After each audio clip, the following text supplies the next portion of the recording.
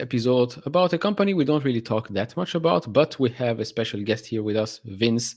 Vince is bullish. Vince is very, very bullish on Rocket Lab. So, Vince, welcome on the channel. Yeah, thank you so much for the invitation. My pleasure. My pleasure. So, before we start diving into the whole Rocket Lab thesis and all of that, um, what what made you so interested in Rocket Lab? Is it the space thing? Is it the business? Because I know you currently only own Palantir and Rocket Lab, correct? Yeah, that's correct. That's correct. You Yes. had Tesla before. I had Tesla before, yes, and Hmm. I it's looking very, very good. So if I can find some money, I might be back into Tesla. Okay. But that's another video. Yeah, So exactly. what made me so interested in Rocket Lab is a very funny story. I we're YouTube creators, so I was looking at how I can better serve my audience and like maybe increase my income stream. So I was like, I think I will write articles about like write articles on Seeking Alpha, right? And then I looked at Hmm. a list, and they have a list of like undercovered companies that if you write articles, then they pay more money than usual. And I was going on the list, and Rocket Lab, I like, how's this company still alive? I thought that they would die, they were a joke, and I was like, I write a bearish article about them, and then I started researching them, and my bearish article never came out, and I instead became super bullish on the company after researching them. Plot twist. Yes, it definitely was. Okay. Is there a specific reason why you switched? Yeah, I mean, it was quite a few reasons. Okay, so first of all, when I first heard about the company, Hmm. it was, when was it, 2017, something like this, and I was like, okay, this is very cute, but they're going to go bankrupt. There's no way you survive in the rocket industry, and plus there is SpaceX. There's no way you can compete with it. So at first, when they were like still alive, I was like, okay, they must be doing something right. And then I was researching the space industry, and I happened to listen to an audiobook that I actually want to share, and I'm unable to share at the moment, but maybe I can send the link to you if you want. Yeah, sure. Let me see.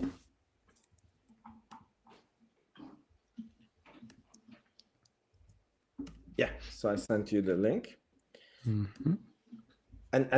I really recommend people, because Rocket Lab also has a very dedicated following, like Palantir and like Tesla was back in the day. Nowadays, the Tesla creators are quitting, which is a very bullish sign for me. and I'm still and here, still alive and yeah, very, kicking. very good. You see, this is when you find out who is really a long-term investor. When things are not going good, that's when you see who's swimming naked. Um, Hopefully, and people don't see me swimming naked, but yeah. exactly. This is the book.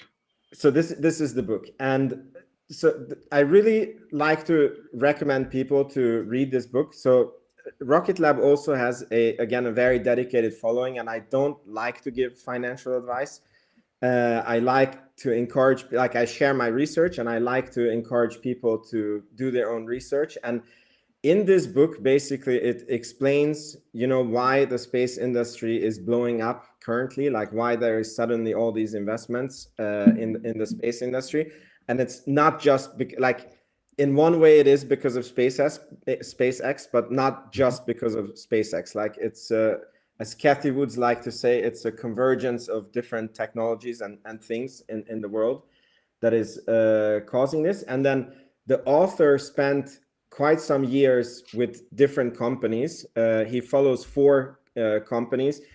As far as I understand, like, he lived with the founders and with the companies Mhm. and interviewed people. And one of the companies that he follows there is Rocket Lab. And then you get to hear the origin story of the company, who the founder is, how he's thinking, and it's very hard to be not insanely bullish after reading that book.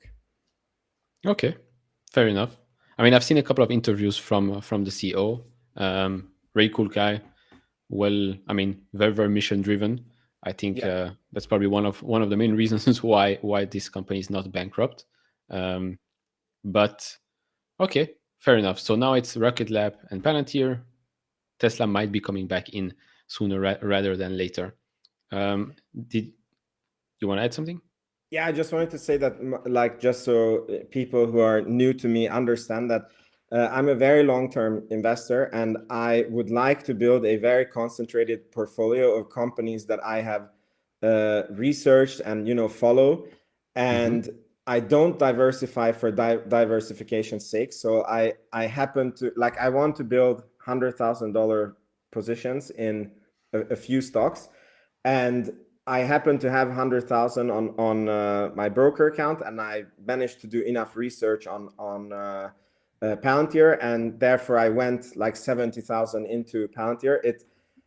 It was not as crazy as it sounds, because I know that I keep sending money to the broker account, but that's how that happened. And then I had a part in Tesla, and then in Tesla I had a thesis, and then I felt that that thesis was completely broken, and then I sold that part off, and we sent some more money to the broker account, and then I started buying Rocket Lab, and so now these are my two positions. But I will be sending more money and opening more positions, but I'm not diversifying for diversification's sake. It's Okay.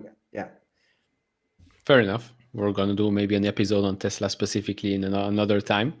Yeah. But were you always interested in space related things, or is just Rocket Lab story specific? No, I'm kind of a space nerd. So if you watch my YouTube like feed, if you would look into it, it's like stock videos and space videos. And so again, once, like, after I read this book, so I just want to give a little bit from the book, so that the people understand. So basically, in the old space industry, it was super expensive to launch things. Yep. And it was only the government who was ordering these things, and there was an insane amount of red tape. So for example, everything had to be so the space age starts in the 50s and 60s, right, with the moon landings. And at that time, the production of materials were not very high quality, right? So everything had to be rated to go to space, and then every supplier for the space had to be rated, and they had to use special materials that were produced in a special way. And as you can imagine, this increases the timelines and pushes prices insanely high. Yeah. And basically, the Elon Musk was the first one who said, like, okay, we need to cut the cost down. He went into the rocket angle, and his big invention was that instead of using space graded things, like maybe you can use like off the shelf things, and you can modify it, and then it's a lot cheaper than like you basically can cut the cost down.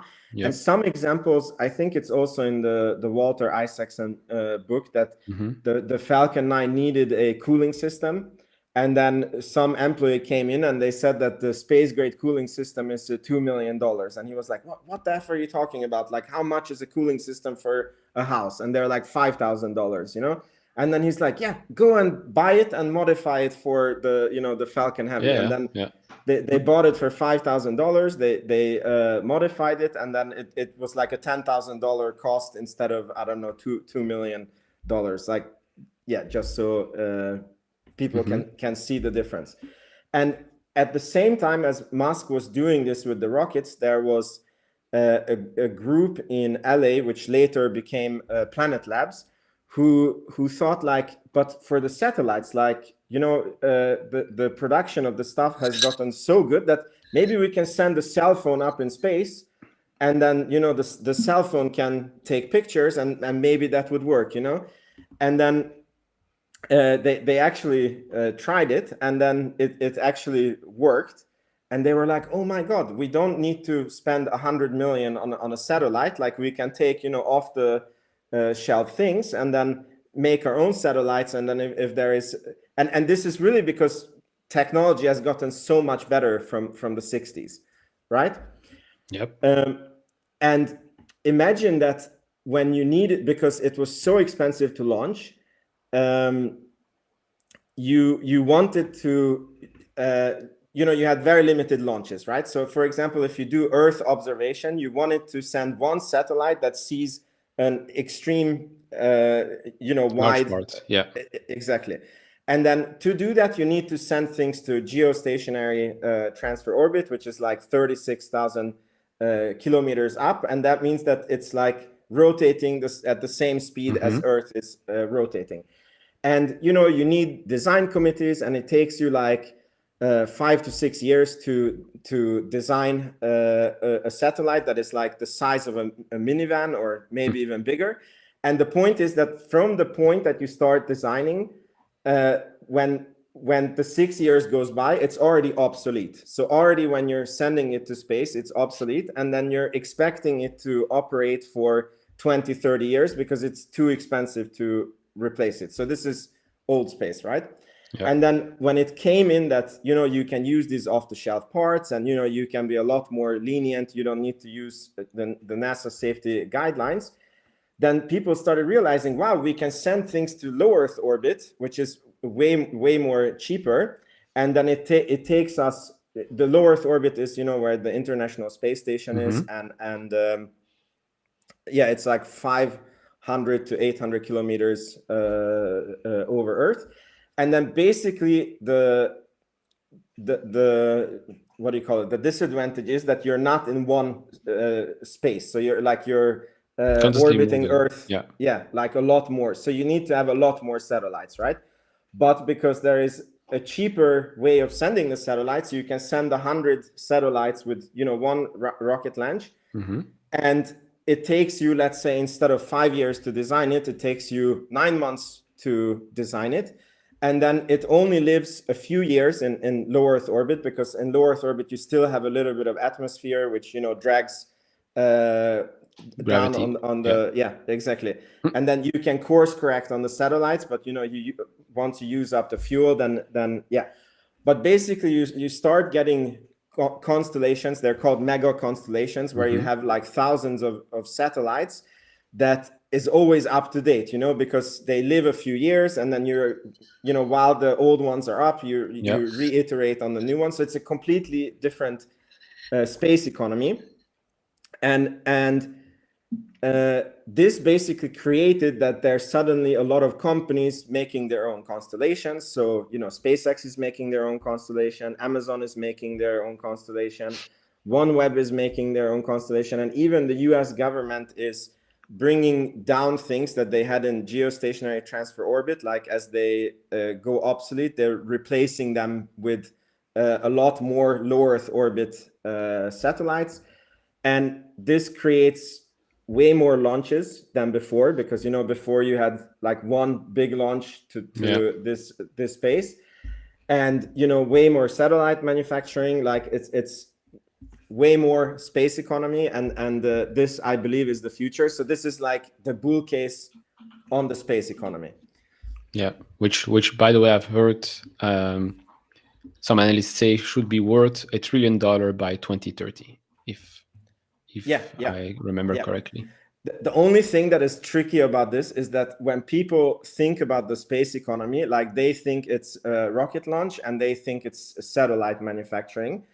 And what's tricky is that these two is probably like 5% and 5%, and like 80% of the space economy is like services rendered from space. So for example, like when Starlink, like when you buy Starlink on your phone, that is considered space economy, and that's so profitable and so big that basically takes 80% of the cake. And this is also what Rocket Lab is planning to go into the future, not necessarily providing internet, but having some sort of a service in space. Yeah, because right now the majority comes from space system and then launch services, correct? Exactly. Okay. And this is the other funny thing, that Rocket Lab is much more of a space systems company, because only 30% of their revenue comes from rocket launches, and 60% of the revenue comes from building satellites and get like what do you call it, operating things in orbit. Yeah, interesting.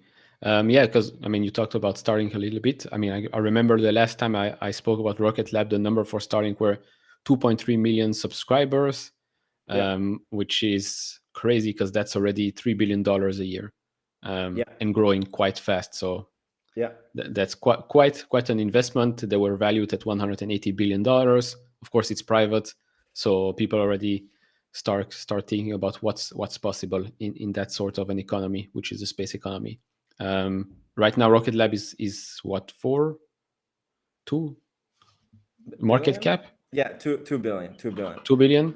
It's ridiculously little. Still, yeah. I mean, comparing the revenue, what are they guided for? I can share. They guided for 92, which is, I found it weird. I went on the website, the quarterly earnings. You couldn't even click on the presentation for some reason or another. But I have it. I have the link. I can send you the. Yeah, I mean, this is the guidance for Q1. So 92 to 98 million dollars. Yeah. Sequential increase of 50%, I believe. So that's pretty good. So as people can see here, space systems, the biggest segment, then launch services. But for the quarter, for Q4, did they miss or did they beat? It's okay. I'm not an analyst, right? So the thing is that they pre-announced the numbers like a month before. In January, they were raising capital, right? And somehow the analysts, like, that's how little interest there is for this company. Like, they never updated the numbers because they didn't, like, it was still not the specific exact numbers, but they said that we are releasing the unaudited numbers and it should be like, it was a very close range, right? Yeah. And when we went into earnings, I got an email from Interactive Brokers that one of your stocks is going to report, and here's the consensus estimates, and when I was looking at the consensus, I was like, these efforts like didn't update any, like the numbers are out since a month, and then the analysts didn't do anything with the numbers. So I don't know if I guess you can consider it a miss, but yeah. Okay. And then there was also a story about them issuing convertible senior notes. Yeah. Stock went down. You said it makes sense, right? Yeah, I mean, look, the biggest issue with space companies is that it's insanely capital intense, right? And you come into you can come into like a death spiral, that people perceive that you don't have enough capital, and then there is a risk that you can't raise capital, and then the stock price starts to go down, and then you can't raise capital because your stock price is down, Yeah. So we have this Rocket Lab weekly podcast or stream that I do with Matt Money. He's the co-host, and we have other Rocket Lab creators. And I have been saying there that, like, I'm sure that they need to do a capital raise at one point, because they were claiming that they had enough money to build their next rocket, which is the Neutron. But if you did the math, it was like, okay, they have I can't remember, like 400 million on account, and then if you do all the calculations, like, when they launch the rocket, they will have like 50 million on account, which will be cutting it very, very close to completely running out of money, So, like, technically it was true that they had enough money for what they said that they needed to have money for. But I as an investor was like, they need to find a way to raise capital. And I even said that, like, they can do a loan, but that's not good because, it weighs on the balance sheet. And then they can do a direct equity offering, but that's not so good because the stock price is not high. And then the best option for them would be a convertible offering, because there it's like a loan. And then if the stock price goes high enough, then you don't get diluted as a shareholder. And then that's what they ended up actually doing. And They even did this covered. How did they say it? It's a capped call transaction, or I don't remember. Like SoFi did this week. Yeah, exactly. So it was yeah, and even if they didn't do this cap on the dilution, like they would have diluted the shareholders. Oh, it was some time ago, so I don't remember the exact numbers, but I think it was like 12% dilution to shareholders, and then the stock fell 20%, and I was like, this doesn't make any sense.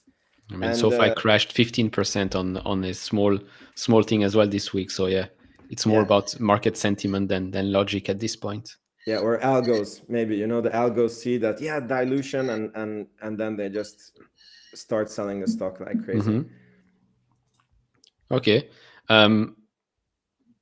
There is one positive thing that I saw. I mean, major positive thing is with the backlog.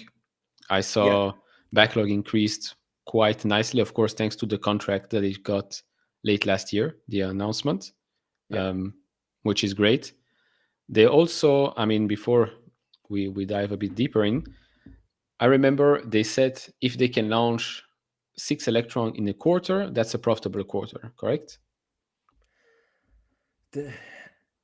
I think that they said that then the gross margin is 50% on Electron. I don't think that they said it was a profitable. I mean, profitable launch quarter, not profitable for the company. If they do 6. I think that they said that like what they have said before is that if they wouldn't be developing the Neutron rocket, so if you would back out that cost from the company, they would be a profitable company. This they have said. And what I remember is the 6 launches would be that they have a 50% gross margin on the rocket itself. I don't think that they said that they would be profitable. Okay, because I remember when looking at Q3, then I saw the launch schedule for 2024, which was 22 missions, I think. Yeah, exactly. So that's where I got, because there's one quarter where they have 6, one quarter when they have 8, and then the first quarter when they're 5. Then they said something, if they have 6 launches a quarter, I think Electron is profitable, but maybe I misheard. But I think that then the profit level is where they want it to be, because it has a lot to do, like the cadence of how fast they are shooting up the rocket, because, you know, it's the same personnel, the same pad that you're using. So basically all those costs are being amortized on more and more launches. So for them, the actual cadence of the rocket is a very big factor in how profitable the launches. Yeah, of course. I mean, it's a bit like cars. The more you make, the better. With launches as well, the more, especially with reusable rockets, the more you can launch the same, the better it is. But it is a tricky business, because one crash and you're back at the start, delays, approvals, etc., which we had, I think 7 months ago, which delayed the launch, I believe. They had a launch failure, which was like, this is the thing that, you know, there's a lot of space companies, and I know when I speak to a lot of people, they're all like, yeah, but we only want to invest in SpaceX. And my answer is always like two answers. Like, one, you can't invest into SpaceX because they're private. And number 2 is, do you want to invest in SpaceX at a 180 billion valuation, you know? Yeah. And Rocket Lab for me is the only company that you can, or it is a fantastic company, and you can also invest into it, and happens to have a very low valuation. So it's not even like, you know, for me at least, Palantir, for example, it never felt cheap. Like, it was always, even when it was at $6, it was like, okay, we see the future in it, and, you know, like, if they start to grow and if they fix this, then it's a fair price at $6, you know? Yeah, I mean, there was a reason why it was at $6. Exactly. But on Rocket Lab, it's like, when I do my model, I'm like, today it should be $6, and you can get it at $4, you know? And it has an insanely bright future, in my opinion. Okay. We talked a little bit about the bull case for the whole space industry, but maybe we can speak about like the bull case for Rocket Lab, or what are the things that So the reason why I'm very, very bullish on the company, like one of them is the founder. So again, if you read this book, so this guy created a rocket company in a country that had no space industry, it had no capital, and so that means that he couldn't raise money to start his company. He couldn't tap into employees of other space companies, and on top of it, when he managed to develop the rocket, like it came up that if you can send stuff to space, then it means you can actually send ballistic nukes anywhere on the planet. So the US actually severely limits who can develop space things and who can shoot up things to space.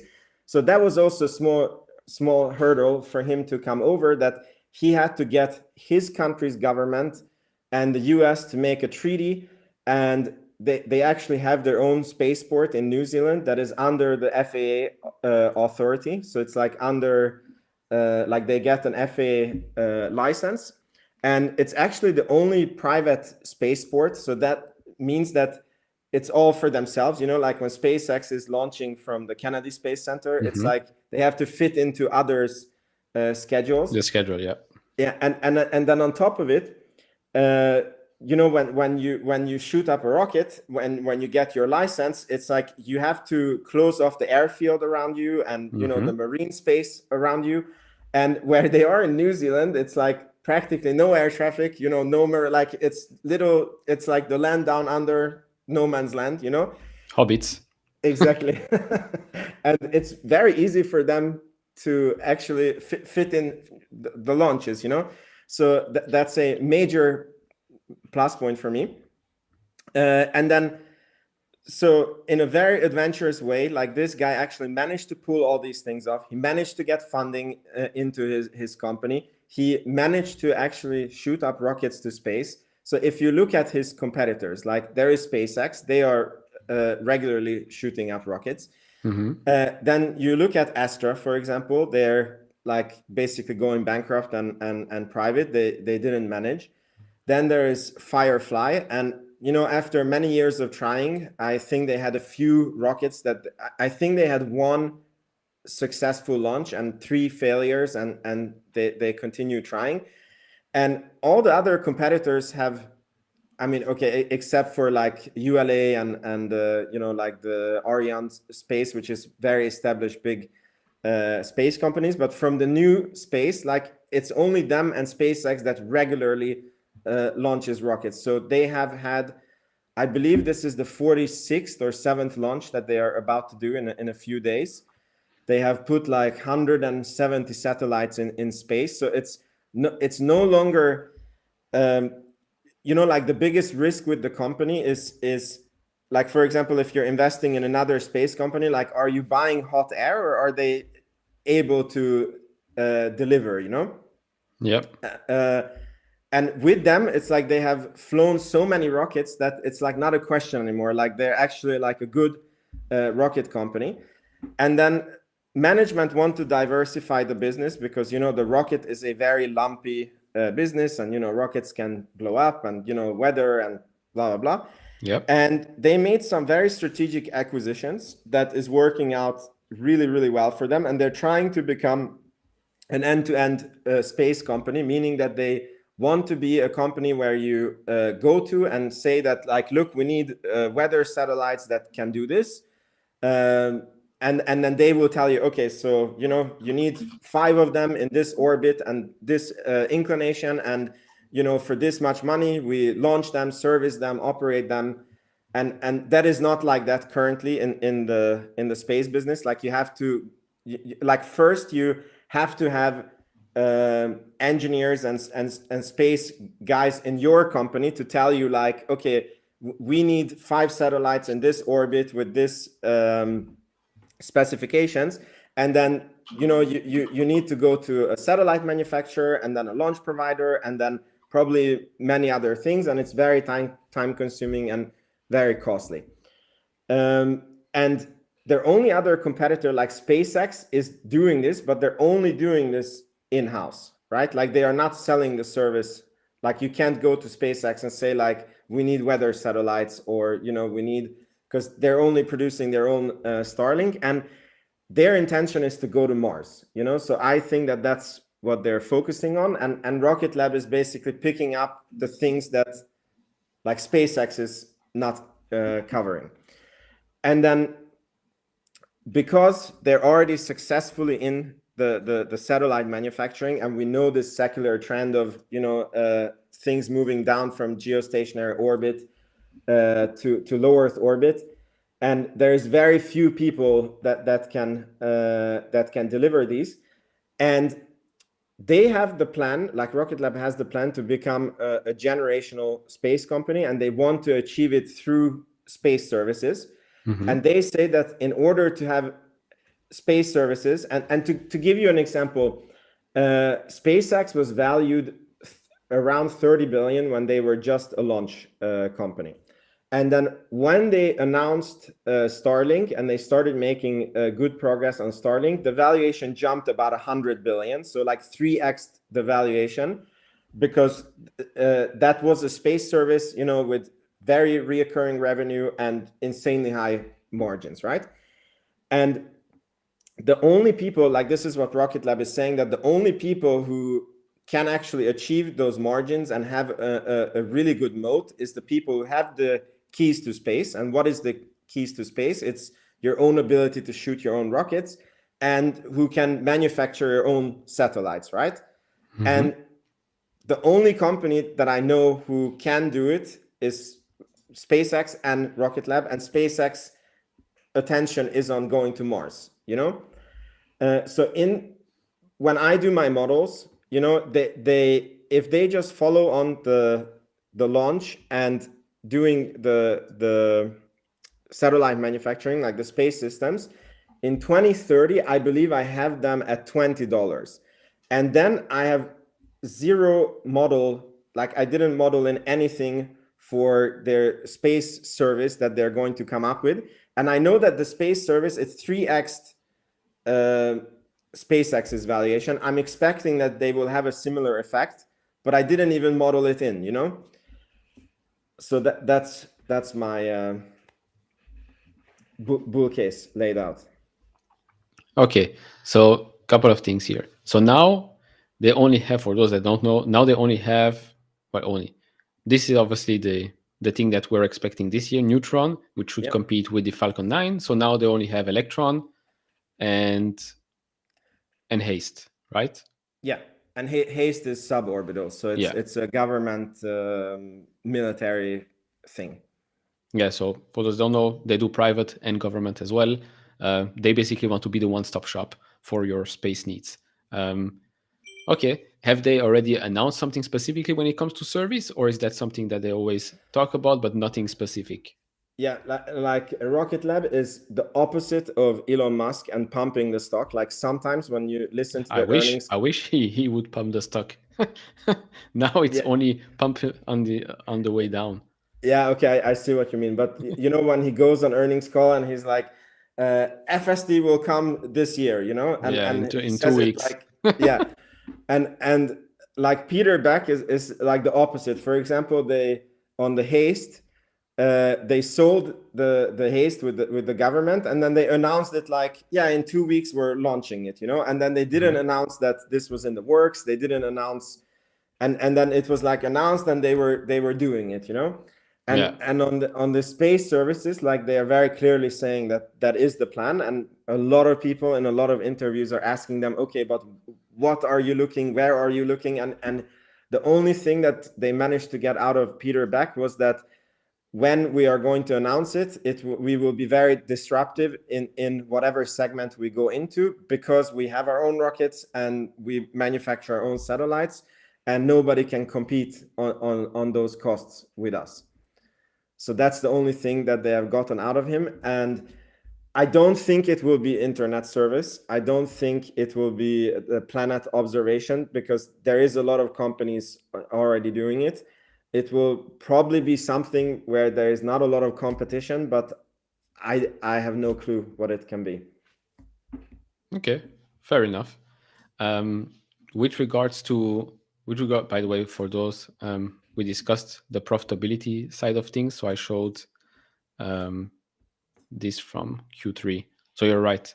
So basically, the target is non-GAAP gross margin of around 50. That requires 24 times launching 24 times a year. In 2024, right now they're expecting to launch 22. But here is the thing I was mentioning before, like 6 launches in a quarter. That should be at or very close to our long-term 50% non-GAAP gross margin target. So that was what I was thinking about. Yeah. But moving to the next step, because I do think this is a do or die part of the thesis, right? Is Neutron, getting that to work. Yeah, it's for like, for the stock it is a do or die, because I think that Wall Street is not showing any love for this stock, and I think it's partially because if there is delays on this baby, it costs a lot. Then they might need to raise capital again. And the company, I think, for Wall Street is very unpredictable until they have this baby under control. And once this baby is under control, the company, according to the CFO, is in direct sight of cash flow. Like he calls it adjusted EBITDA positive, but yeah, that's cash flow positive in my universe, at least. So I think that the stock will appreciate a lot once this baby is under control. Okay, and what's the latest on Neutron? So they have been attacked for allegedly misrepresenting the timeline on Neutron, and this is a very interesting thing because the government has a national security a launch program, which is called NSSL, and this is also part of my bull thesis that I forgot to mention, that the government would really like to see many space competitors. So they're not a fan of basically transferring the NASA budget over to SpaceX, because if something happens to SpaceX, or like if you have a monopoly situation, I don't need to explain it. Why? So they have these launch programs in trenches, and the trench 2, and these trenches is basically just dates. So the trench 2 was between 2020 to 2024, and at that time it was only ULA and SpaceX that was able to bid for these contracts. But in trench 3, they divided up the contracts into lane 1 and lane 2, and I forget which one now, but one of the lanes is very high risk missions where you have to have a proven rocket. I guess it's very expensive government satellites that have to go into very specific orbits, and there the government is not willing to take any risk.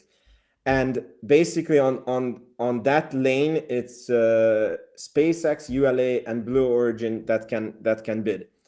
And then in the other lane, they opened it for new competitors, and that would be Rocket Lab, Astra, Firefly.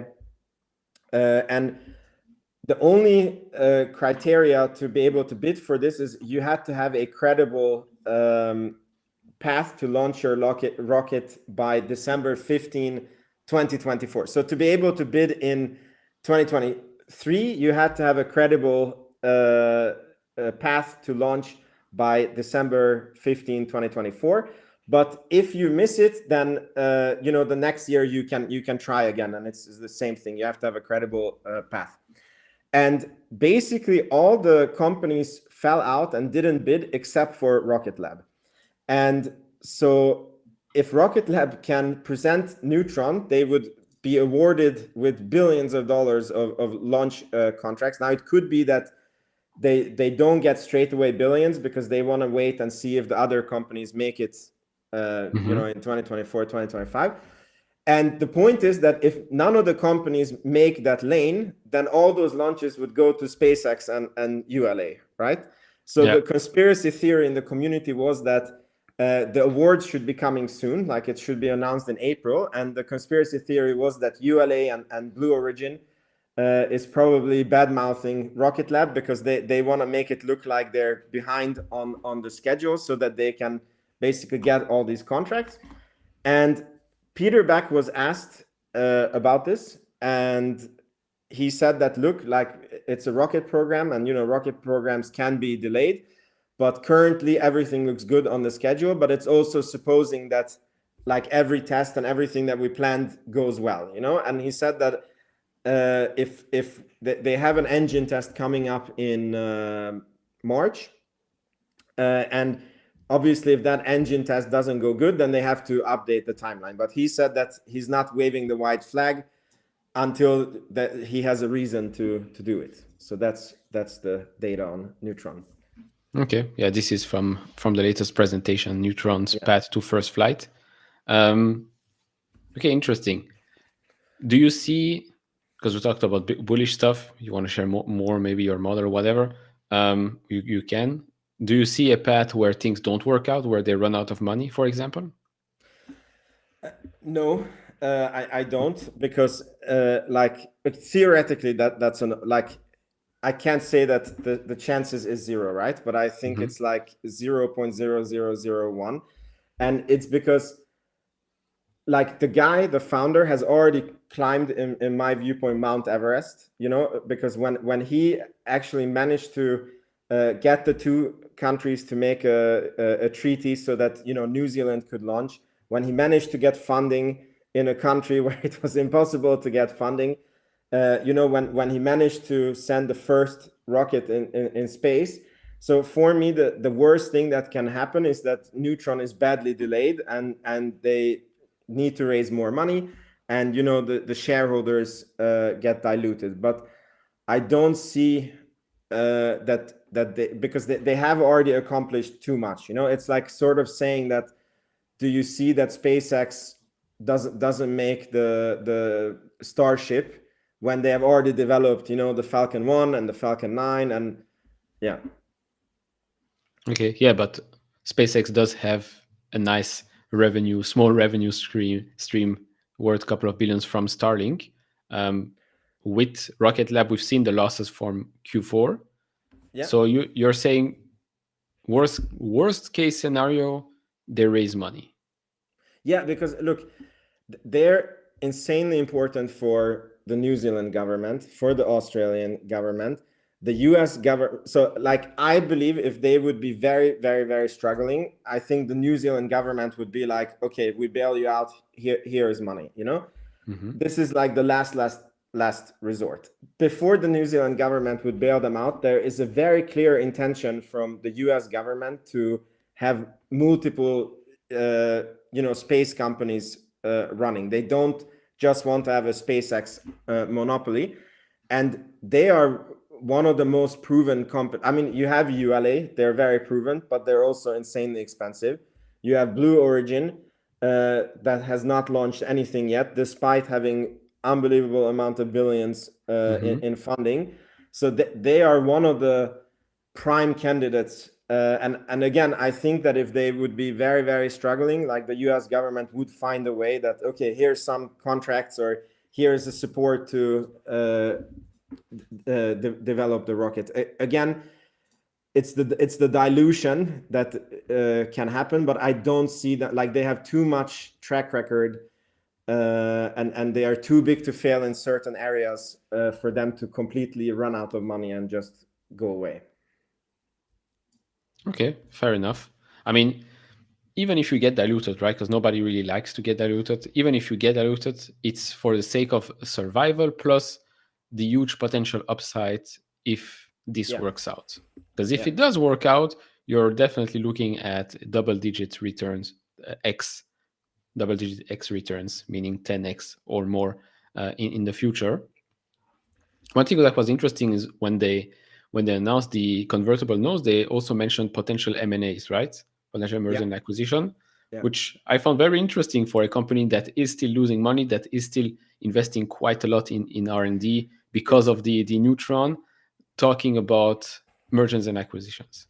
It's I think very specific to the space industry, and it actually has a very good reason, because the space industry is so expensive that you don't want to take chances, right? So when they went into the space systems and manufacturing satellites, they didn't hire engineers and said we're a brand new satellites company. They actually acquired partners that they have worked with before and they had very good experience with, and that way they basically bought the experience and they bought the heritage, and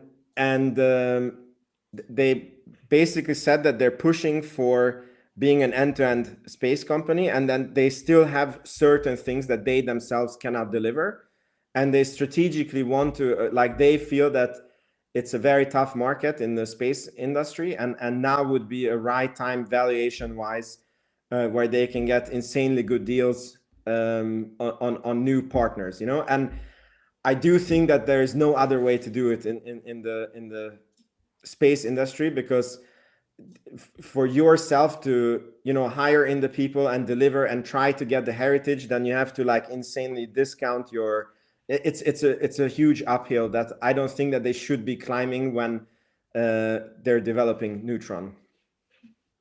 Okay, fair enough. Here on the screen we can see the backlog, 107.7% increase year over year, quite something.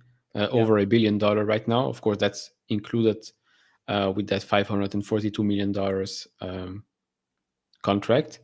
But I mean, it does seem like if they manage to launch 22 times in 2023, it does seem like the bar has been set quite low. Of course, huge anticipation for Neutron. I think everyone can admit that. But so far, Electron, if they can, I mean, this year 2022 times launching, maybe next year a bit more. If that can continue, that could be already a, let's say, sustainable part of the business that could give them a bit more time in case Neutron is not on time, in case, I don't know, their test launch doesn't work out, whatever. What do you think? Yeah. Again, I'm not an expert on this. They plan to invest 300 million into Neutron, and the CFO said that they're this budget was set 4 years ago, and they're basically looks like they will be exactly on the dot and also very close to on the time schedule. So the thing is, if the first launch, because I guess a lot of this investment is pad, machines, new factory setup. So if the first launch blows up, what can be, because then it's the material cost of the rocket that you lose. So that's probably maybe 30 million, something like this, that you lose. But it's not that you have to not that the 300 million then becomes 600 million, right? Yeah. So it's bad, but not like, oh my god, insanely bad, like we're gonna go bankrupt over it. And it pushes out the profitability of the company, because one Electron launch is about $8.1 million currently, and they are trying to price the Neutron launch at 55 million per piece. Yeah, so a bit cheaper, I think, than the Falcon 9. Yeah, and it's so interesting because a lot of people bring up this point that the Falcon 9 is cheaper per kilogram to launch, right? And this is true, but it's a very weird way of looking at it, because the Falcon 9 I think can carry 22 or 23,000 kilograms to low Earth orbit, and Neutron will be able to carry 17,000 kilograms, right? And most of the satellites is below this 17,000 kilograms. So let's say that you have a 16,000 kilogram package that you want to send to low Earth orbit, and you get prices, and then SpaceX says our launch is 60 million, but you get a cheaper kilogram price, and then Rocket Lab says our launch is 55 million, but you get a more expensive per kilogram. Like, which one do you buy?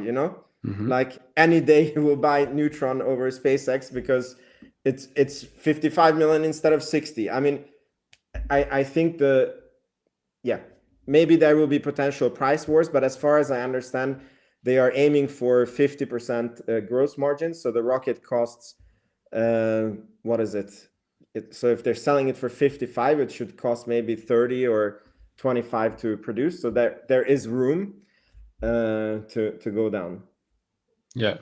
Okay. And Interesting. SpaceX does have a waiting list. That's also another thing, that SpaceX has a waiting list of like 2-3 years, and there's a lot of new space startups, you know. And can you imagine that, let's say that your satellite is ready, but you're not able to launch it to space? Then if you're a startup, then you have to pay salaries, offices, everything 2 years to wait for SpaceX. Like nobody's going to do that. Then they're like, okay, how much money is it to launch? Like then you will even pay more than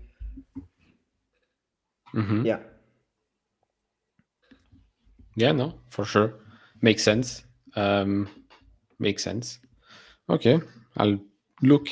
You want to share? If you want to share something, let me know. Meantime, I'll look for a question in the chat that I saw that I wanted to bring up. I mean, I can share my model, how I was thinking, but am I able to share my screen? Or You should be able. it says screen sharing is not allowed. Learn more in Help Center.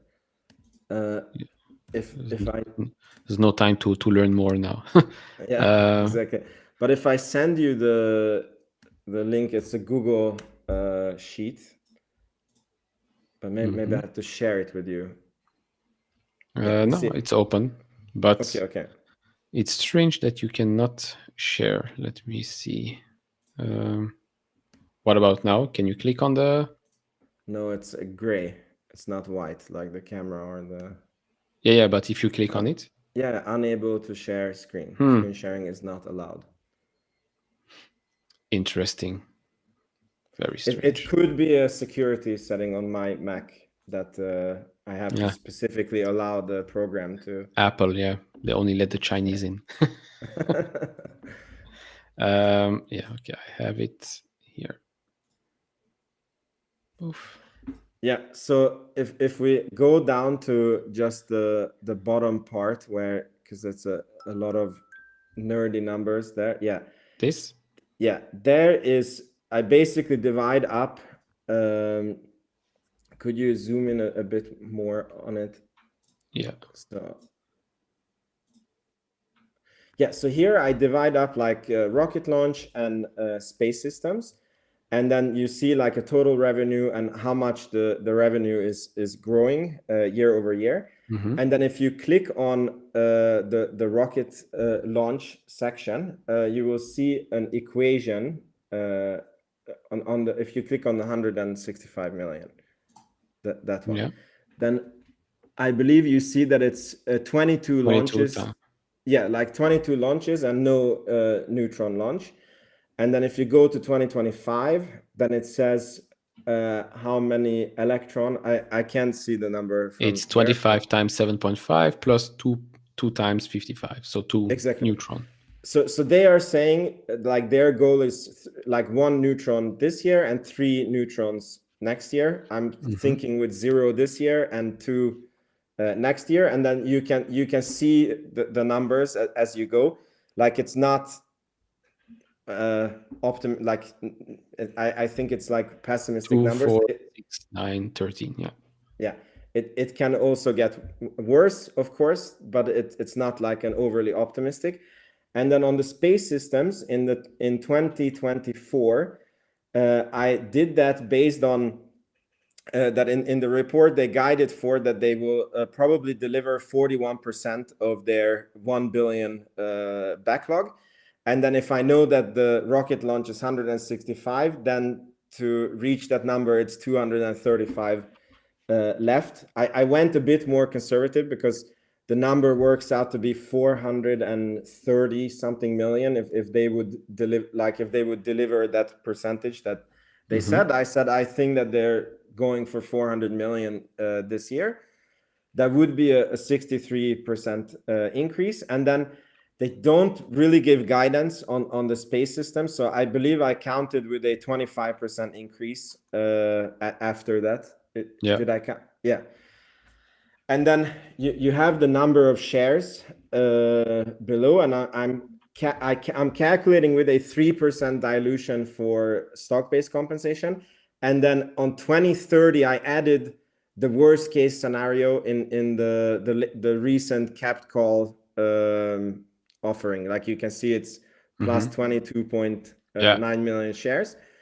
And then I am thinking that, like these are my assumptions, that they will be 15% gap profitable in 2030. And then you have the operating profit there in millions. And I think that if they're growing at this pace, for me, a 40p is very reasonable. And then you would get a 12 billion market cap, which if you divide it back by the shares, it's almost $20. And then if you want to get a 20% return per year, then $5.46 is a price where you can get it, and you get that return. And again, I didn't think, like, of course, you know, like things can go better and they can go worse. Like if they like certain things that I think might happen is if Neutron is delayed.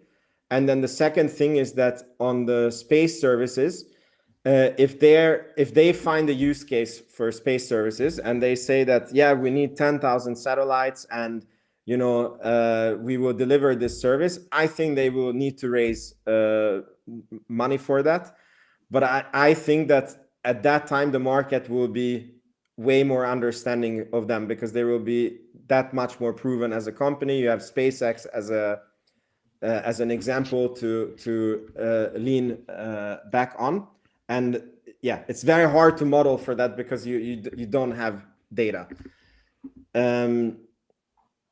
But yeah, this is my and the stock price currently is 4.2, and if it happens according to my prediction, which it probably will not, then you would have a compounded almost 25% annual return on the stock, which I'm very happy for. Like if I get, you know, I normally like to shoot 5x is not bad.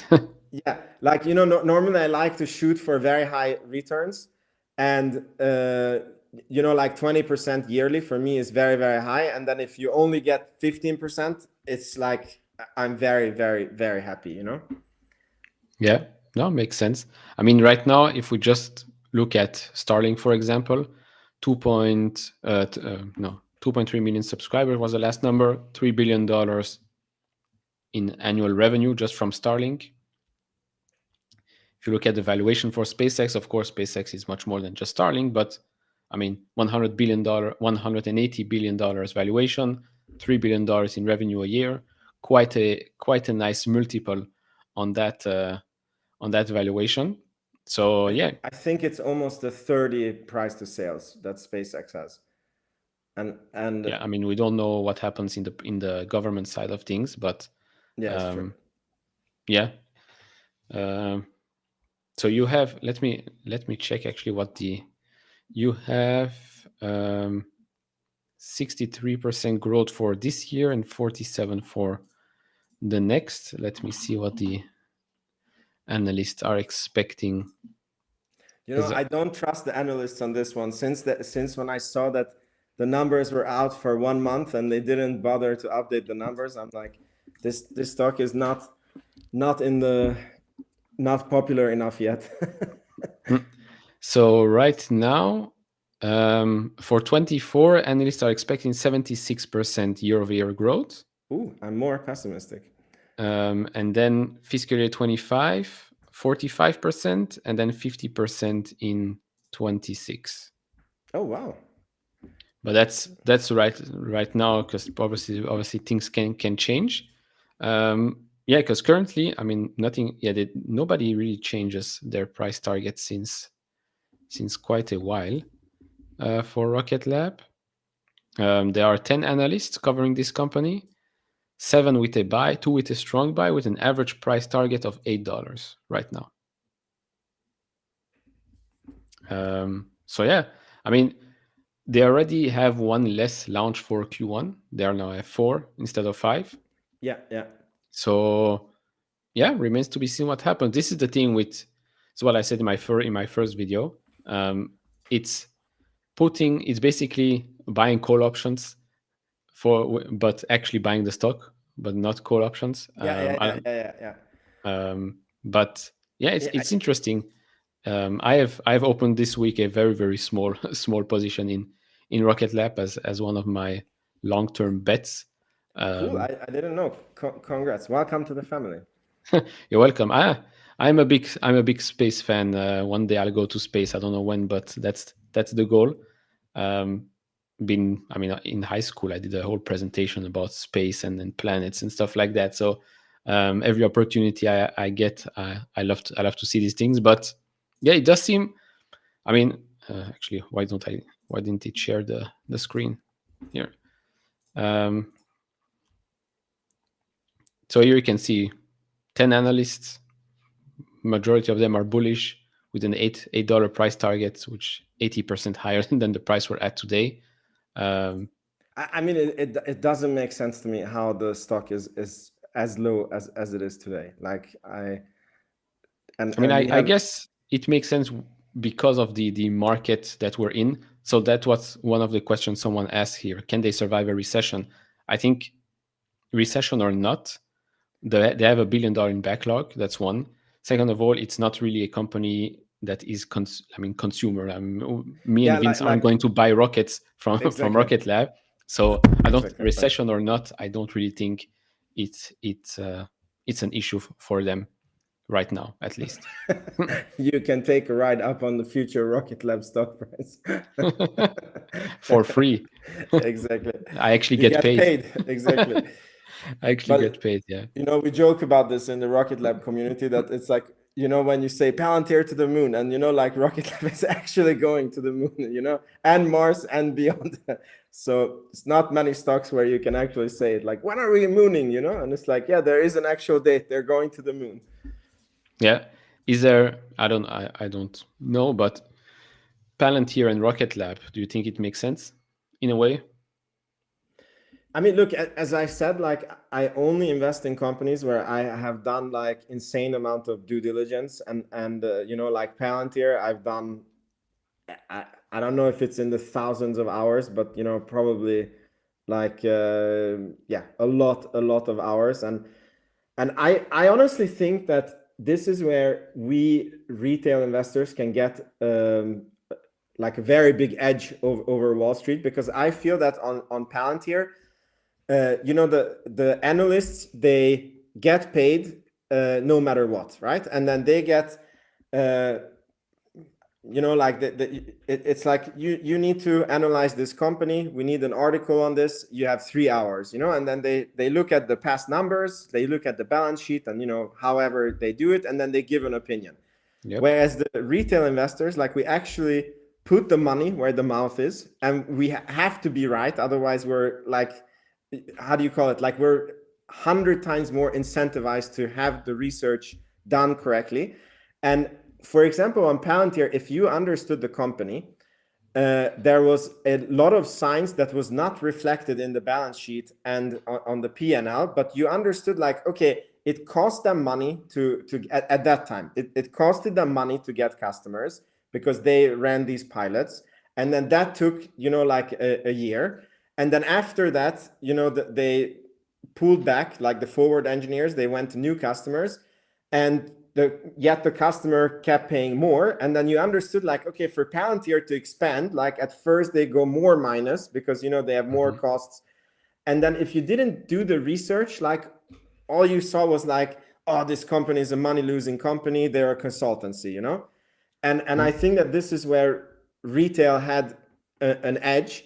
And I feel that Rocket Lab is a similar company where, Wall Street looks at it and they're like, space, too risky, not profitable yet, forget it. Call us when it's profitable, And I think when they're getting that call, it will be $30. Now Rocket Lab is and I find it so funny, at $6, Palantir was a risky investment. We were advised not to invest in it. And, people thought we were crazy. And now that it's over $20, now the institutions come in because now it's safe, Yeah. And I'm I don't get it. I'm it's safe at $6. It has nowhere to fall. And it's similar with Rocket Lab, For me, it's it's very undervalued. It's safe to invest now, and yeah, when it's $20, that's when the rest will jump on the bandwagon. Yeah, I mean, no, it's when you're an analyst, you're covering, I don't know, 15, 20 companies or something like that. You don't have the time. You don't have the time to dig deep. You look at the highlight numbers, you model this out, and that's about it. Retail has all the time in the world, right? You can look at 10 companies if you want. You can look 5, 1, whatever. You have the time. That's what happened with Palantir, of course. It's true that at $6, the business was not looking as good as it did right now, right? Revenue was decelerating. Things weren't really going their way. Now things are accelerating, but yeah, it doesn't make sense to see now every analyst becomes super bullish at $26, $27 when now it actually looks pretty expensive for what it is right now. But of course, with all the IP boot camps, the success there, I still didn't have the chance to watch the AIP con, so I'll do that this weekend. But now the question, going back to the question is, do you think, because I think Palantir and SpaceX already have a sort of partnership, do you think Rocket Lab and SpaceX can have a working partnership? Rocket Lab and SpaceX. Rocket Lab and Palantir, Rocket Lab and SpaceX. Rocket Lab and SpaceX could also maybe, I don't know, joint venture. I don't think so much about Rocket Lab and SpaceX, but Palantir and Rocket Lab, I think that definitely they could have. I mean, it's an insane amount of data that is involved in rocketry and satellites and yeah. For sure, there is Palantir running on the Rocket Lab satellites that they have sent up, the 177 guaranteed. I just don't know if they have a direct partnership with Rocket Lab or not. Yeah, just want to address this. You can see that the boot camps are a huge success and Titan is in place, so not that risky. The thing is that in public markets, they are forward-looking. Titan anticipated, in my opinion, just like the NHS deal, right? The NHS deal got announced, not such a big boost in the stock price. The big boost came just after the earnings report. So yeah, sometimes all of these huge announcements are already baked in the stock price. Plus the AIP bootcamps, it will take probably a year, maybe even more, for us to actually see it reflected in the P&L for Palantir. But do you remember when Palantir actually really started running? It was when they first announced that they were GAAP profitable. Like they had this surprise quarter when they had like 1 cent GAAP profitability because of thanks to net interest. Net interest, yeah, exactly.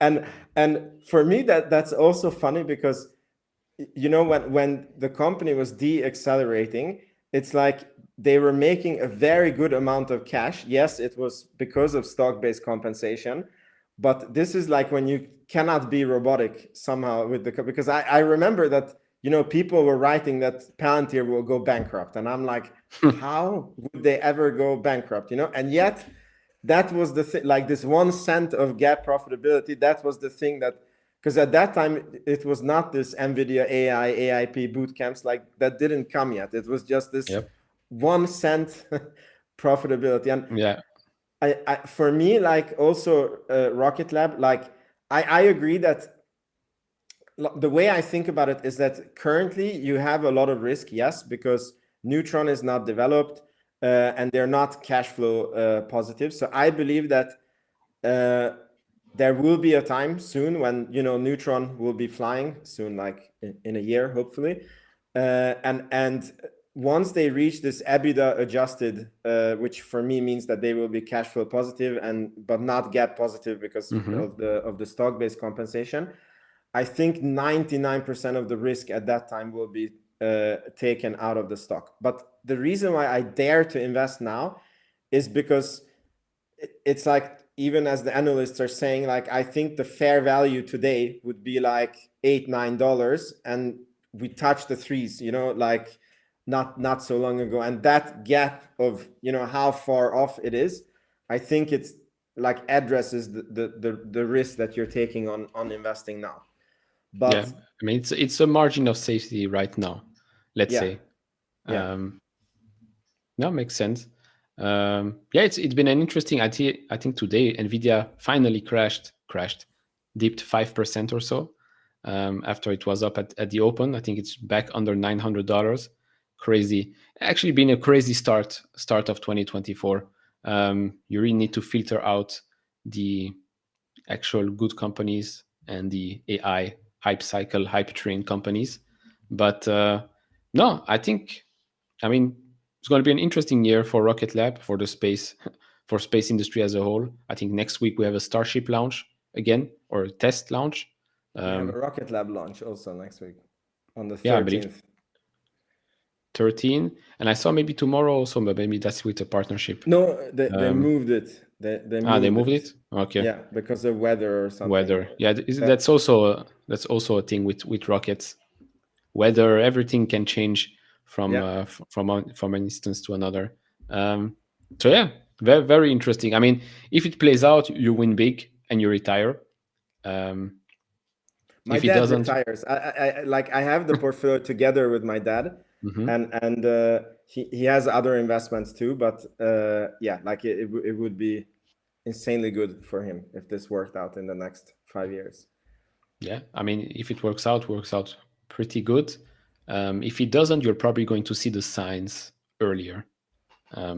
Yeah, So that's again, like the way I think about it is the stock is so low that my worst case scenario, obviously, again, like anything can happen, but my worst case scenario is that we go like 3-4 years and the stock is still at $4. So then for me, it's like I lost a lot of opportunity cost. I don't see bankruptcy in the, like, I understand that it's theoretically possible, but I don't see it based on how the government is and the trends that are happening. Yeah. yeah. No, with Tesla, it's been now 3 years of nothing for the stock. Look, Ron Barron, he bought Tesla in 14 with hundreds of millions of dollars, and it was 6 years of going nowhere, and he set it out, and then Yes. it 10x'd in 1 year, and his no 20x'd, and his 300 million investment became 6 billion, and he was a genius. Yes. Sometimes it pays it pays big to wait and be patient. And this is something I wanted to mention, but he beat me to it, or she, I don't know. If SpaceX IPOs, people will load into Rocket Lab. So first off, I don't think SpaceX will IPO. Starlink will IPO. That will definitely drive some interest in Rocket Labs for sure. Just like Stripe, still private. If they go public, every other fintech company gains from that is public. And I think the same will happen with Starlink if they go public. What do you think about that? Do you think that will happen in the next 2 years? Oh, I don't know. They're so not secretive, but I don't know. Like, there's Elon time, and they're talking about it, but yeah, and I do think it will be a halo effect for Rocket Lab, because people know that Rocket Lab is planning to go into space services, and as I said, like zero of that is priced into the stock. And then if you have something that is insanely successful as a space service, then people will do the math that, yeah, like that's coming for Rocket Lab, and yeah, it should increase the price of Rocket Lab. Like right now, it's zero priced in. Yeah, right now you're buying Rocket Lab with purely just the launch and the systems. And at the 50% discount at that.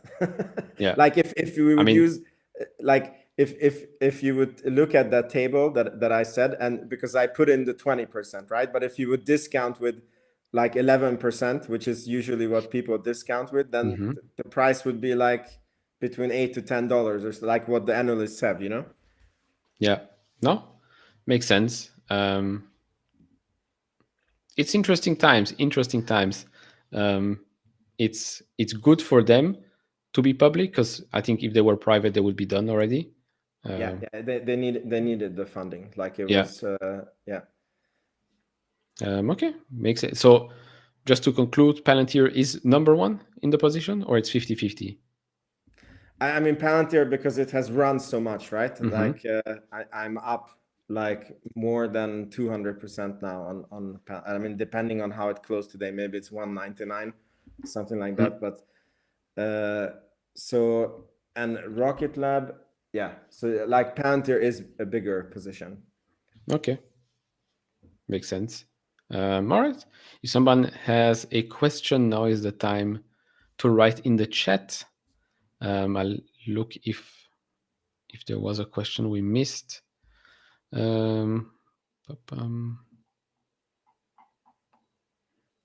Chuck, I just want to get rich, even if it's just overhyped.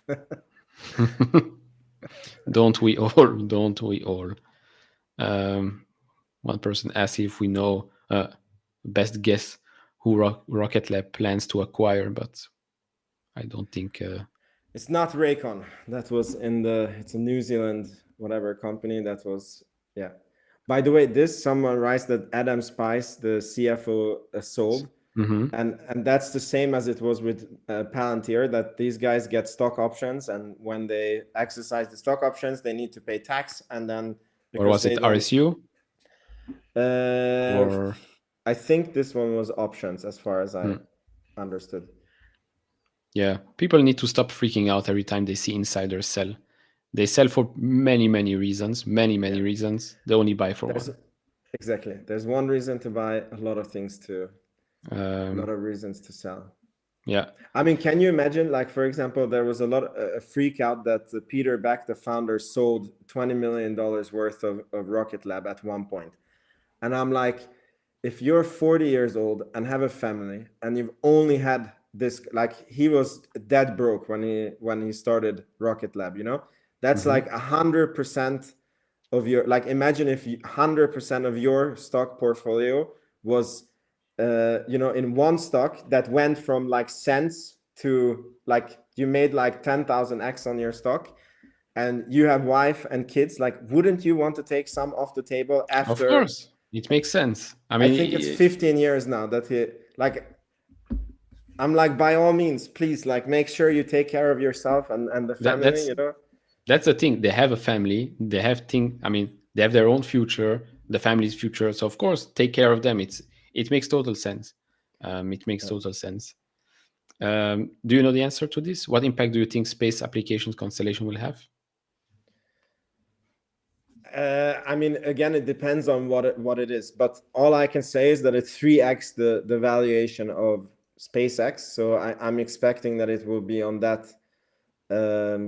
So I think that once they announce it and they have a feasible way to do it, I think probably they will need to raise money for it. I would be very surprised if they're able to do it on their own money.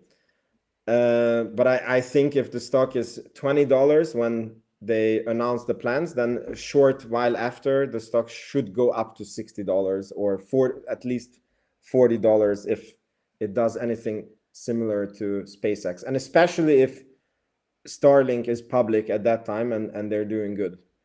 Yeah, unless they already talk with partners and contracts already, and they use that money to fund that part. Early days is also an option. With regards to Sammy's question, we had talked about that price war with SpaceX. Industry is big enough; they have a huge waiting list. So yeah, maybe there's going to be a price war, but I mean, how many companies are launching? Exactly. Not that many. Exactly. Like right now, there is too much. Like Apple is building a constellation, Amazon is building a constellation, and think about what I said. So let's say that the constellation is 5,000 satellites, and every month you're sending up 100 satellites. After 3-4 years, the first satellites that you sent, like, they start deorbiting because they're in the atmosphere. So you need to replenish these things all the time. So yeah, there isn't enough rockets currently. Yeah, for sure. I mean, right now, Rocket Lab, 22 launches. What is nothing compared to what SpaceX does?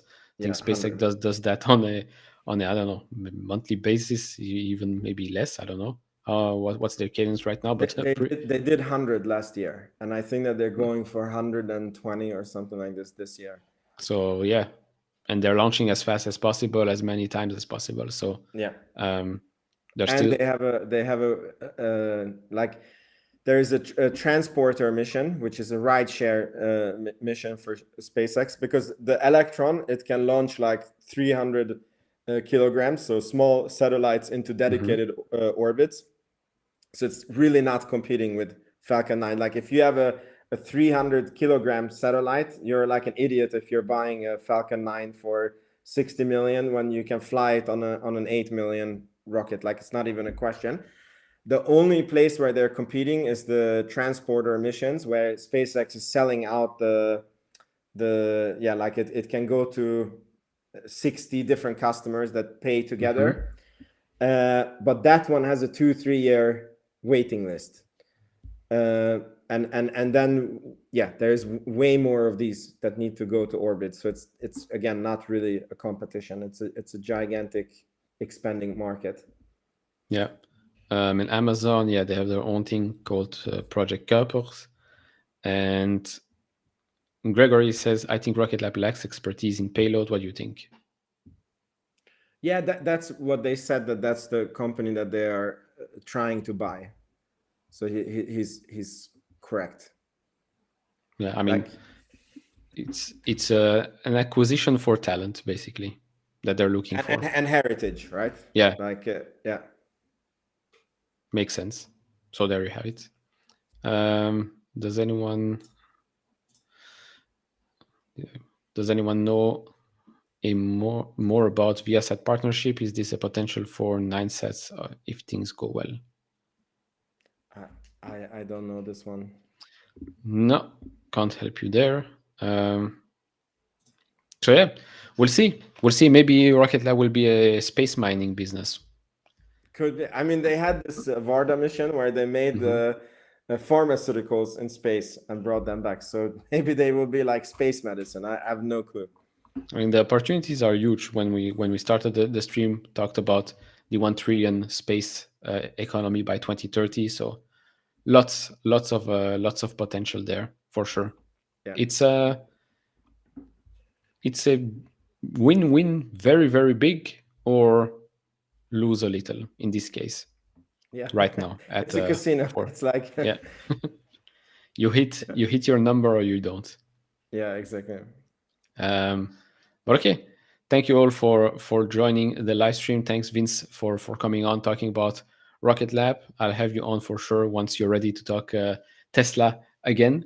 Sure. So yeah, thanks a lot for coming, and you can find his links on for X and for YouTube in the description and in the pinned comments. Yeah, thank you so much for inviting me. Have a great weekend, and talk to you on X. Will do.